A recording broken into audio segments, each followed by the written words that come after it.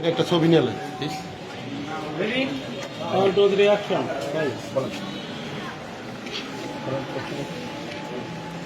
ঈশ্বরনগর দাখিল মাদ্রাসার নির্বাচনের ব্যাপারে আপনি তো ক্যান্ডিডেট ছিলেন, আসলে ওখানে কি কারচুপি হয়েছে যদি আমাদের উদ্দেশ্য সাংবাদিকদের উদ্দেশ্যে যদি একটু জানাতেন।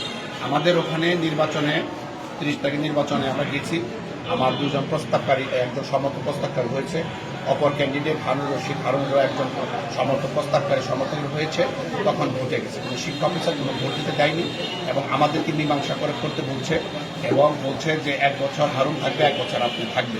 কিন্তু গঠনতন্ত্রে কোনো সার্কুলারে নাই যে একজন 1 বছর থাকবে। তো এটা অনিয়ম হয়েছে, আমাকে বলার চেষ্টা করছে এবং তাৎক্ষণিকভাবে হারুন সাহেব বলেছে যে আমি ভোটে নির্বাচন যাব না, সেটা সাংবাদিক ভাইরাদের সামনেও বলেছে। তাই তখন তাহলে আমি একা ক্যান্ডিডেট, আমি নির্বাচিত বৈধ সভাপতি, কিন্তু উনি আমাকে সভাপতি ঘোষণা না দিয়ে উনি 8 তারিখে লটারি হবে এইভাবে আমাদেরকে ডাকছে। আমরা বেআইনি কোনো কাজ করবো না, এদেশের জন্য আন্দোলন করেছি, বেআইনি কাজের জন্য না। যে বেআইনি ফ্যাসি সরকার করেছে বিএনপি, এই সরকারটা করবে না, আমরা করতে দেব না। কারণ আমি হারিয়ে জিতছি, সেটা বড় কথা না, গভর্নমেন্টের আইন অনুসারে কাজ হবে, সে করে নাই, সে তার বেআইনি কাজ করেছে। শিক্ষা অফিসার নির্বাচনে এই যে কারচুপি করেছে, এটা কি কারণে করেছে বলে আপনি মনে করেন? আমাদেরকে বলেছে সে তার বন্ধু এবং সে ওই ইউনিয়নের না, পার্শ্ববর্তী ইউনিয়নের। এবং এই মাদ্রাসায় আমি ভাইস চেয়ারম্যান ছিলাম, এই মাদ্রাসায় বিদ্যুৎ সাহেব ছিলাম, আমার ভাই ভাইস চেয়ারম্যান ছিল, আমার ভাই বিদ্যুৎ সাহেব ছিল। আমাদের গ্রামে এটা মাদ্রাসা, আমরা যতটুকু পেরেছি সাহায্য সবসময় করে থাকি। কিন্তু এখানে তার বন্ধুকে জোর করে সভাপতি বানার জন্য এবং শিক্ষকদেরকে সে প্রভাব বিস্তার করেছে এবং শিক্ষকরা ভয়ে এখন আর কথাই বলতে পারতেছে না। নির্বাচনটা কি বানচাল করা হয়েছে? হ্যাঁ, এই নির্বাচন বানচাল করা হয়েছে, কিন্তু যেহেতু হারুন আপনাদের সামনে, মিডিয়ার সামনে এবং মিটিংয়ে বলেছে আমি ভোটে সভাপতি হব না, এবং এই জন্য আমি মনে করি যে সেই হিসাবে সে প্রত্যাহার করেছে এবং ওই মাদ্রাসার বৈধ সভাপতি এখন আর। শিক্ষা অফিসার যে প্রিজাইডিং অফিসার, সে যে নির্বাচনে কারচুপি, নির্বাচনে যে তার স্বজন প্রীতির একটা উৎসাহ দেখাইছে, এই বিষয়ে আপনি কি ব্যবস্থা নিচ্ছেন? আমি আইনের লিগাল নোটিশ দিয়েছি এবং উচ্চতর কর্মকর্তা যেখান থেকে উনিকেও দিয়েছি, ইউনো মহোদয় ডিসিকে দিয়েছি, শিক্ষা মাধ্যমে দিয়েছি, শিক্ষা বোর্ড চেয়ারম্যানকে দিয়েছি।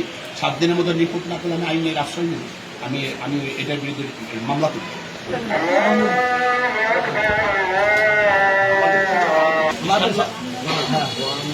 আপনার নামটা বললেন?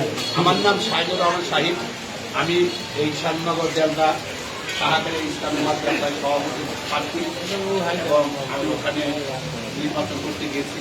আমাকে নির্বাচন করতে যারা সমর্থন করেছে, কিন্তু তার বন্ধুকে জিতানোর জন্য সে কোনো পদক্ষেপ নেয় নাই। কার বন্ধু?